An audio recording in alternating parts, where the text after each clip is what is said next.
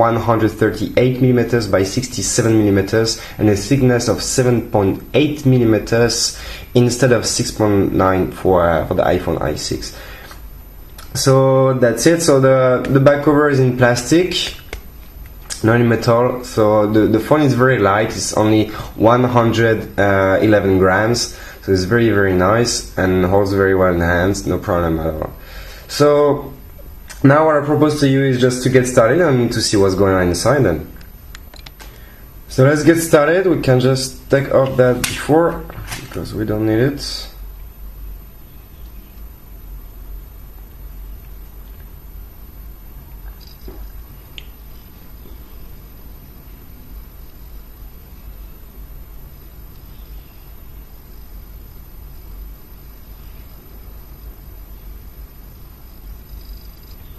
So here we go.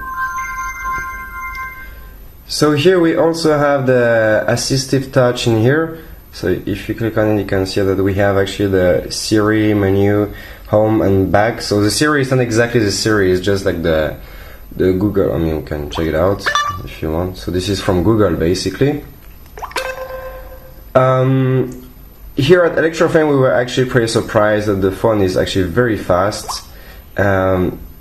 And very responsive, so it was very, very surprising. And so what we can check right away is actually the settings first, as usual. So it's what we get. So we have the SIM management, of course, because we have 2 SIM cards inside, Wi-Fi, Bluetooth, data usage, and more. So this is it. We just have the mobile networks, USB, airplane modes. We can just come back. Otherwise, we have the audio profiles, the display, storage. So storage, I was telling you, this is a 4 gigabytes internal memory inside. So here, sorry about that.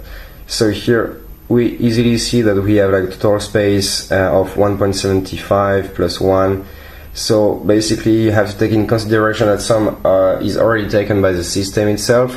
So basically we advise you strongly advise to actually take to insert the SD card inside to avoid any problem when you install any application. So the battery is 2150 mAh, the apps, location access, security. So for the languages, as usual by Star we have a lot of different language.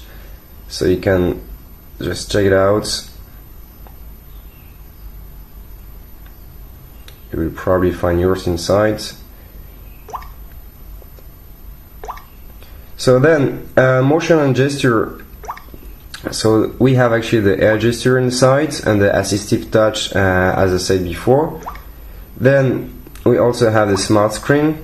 So you have the smart scroll and the smart pause, which is actually not too bad. So for the people who don't already know, you can just quickly read here. So when your eyes have been detected, the screen will scroll according to angle at which you tilt your head or the device. And for the smart pause, it's just like when you're facing it or not, facing the screen or not, it will just make a pause on that. So for the smart scroll, to be honest, I even been trying, with a lot of like very high spec smartphones, and I don't think this is really working very well for such a feature, but this is my personal opinion. Otherwise, we have the Google. So you have the Google Play Store on it, so you can download all your favorite applications. Date, time, schedule, power on, off, accessibility, developer options. So you have a lot of different things, USB debugging, and lots of other things for advanced users. Then we have about the phone, so here we can check it out. So this is the T6, Star T6, King Island T6, 4.3 for the Android version. We can even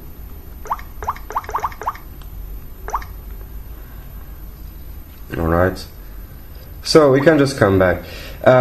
So yeah, something I want to say that I didn't really say before is actually we don't have here, as most of the other device, a back button and a settings button or whatsoever. We only have one button, so only this one is working. And otherwise, here on the side, actually, I didn't say before, but here, which looks like actually the iPhone, we cannot, it's not a switch, you can just like pull down or pull up. No, it's only you just press it and look at the screen. You see here I'm in silent mode, so it's just like a quick access to the silent mode or not, which is actually pretty useful. First time we are seeing that. Here we have like actually the volume buttons, so plus and minus, and on the other side, you know, we have actually the power button, sorry, and here for the SIM cards. Otherwise, on the bottom we have the 3.5mm jack, the power plug and the USB plug basically.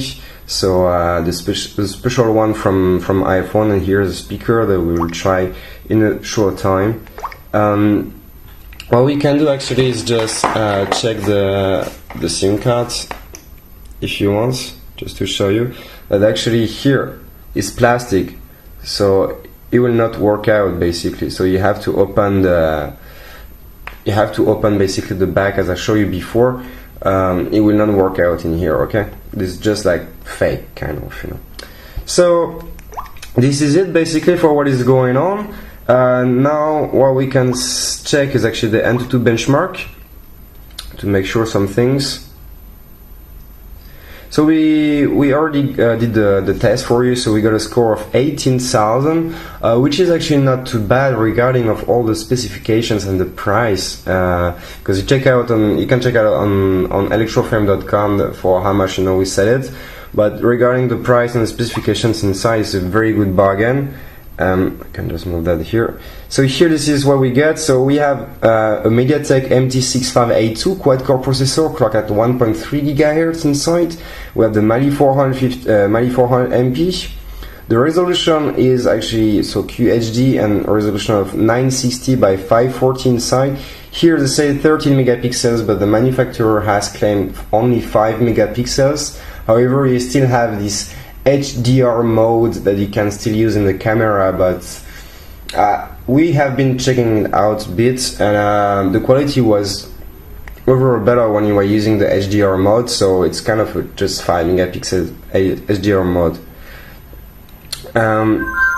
Otherwise, what else? So here they say actually 2 gigabytes of RAM. This is wrong. This is the real one is only 1 gigabyte of RAM. For the system, so we have like 4 gigabytes of RAM inside, so quad-core processor, 240 dpi for the density, which is actually not too bad. So here they say like 5 megapixels on the front. It's wrong, it's only like 1.3 megapixels. And basically this is it, and no NFC on it, Wi-Fi, and some sensors that you can check. So we have like the direction sensor, acceleration, light sensor, e-compass, proximity sensor. Basically that's it. So that's for the specifications. Now what we can actually check out is quickly the if I find it, the multi-touch. So we can just drop the phone on the table and see what's going on. So we have here a 5 touch capacitive screen, which is actually not too bad. And so now we can just check out the root inside. So for that we can just go to root checker.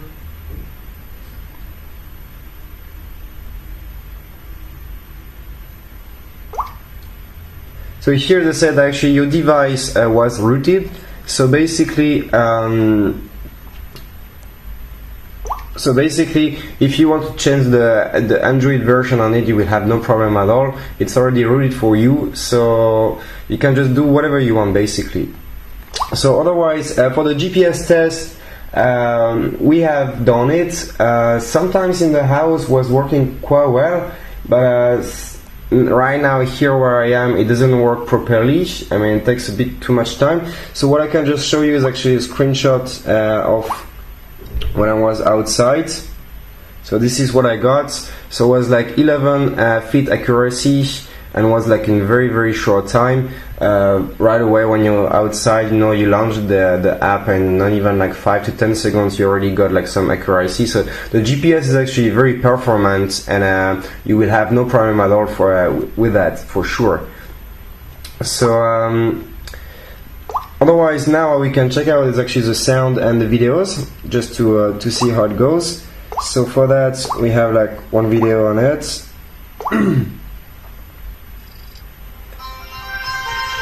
turn on the sound. So you see that the auto rotation is working very well. You can even check the angles. It's actually pretty nice.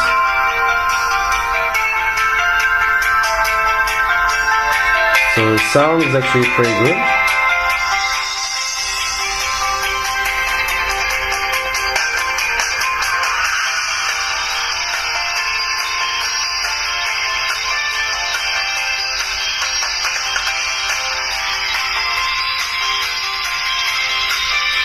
The quality of the screen is actually very nice for just a QHD IPS.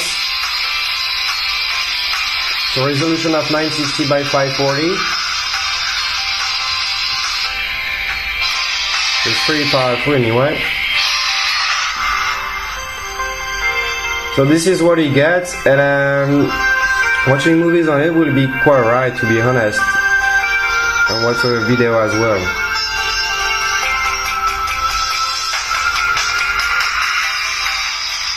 So we can just go back. That was just to show you what is it. So basically that's it. I won't show any games on it.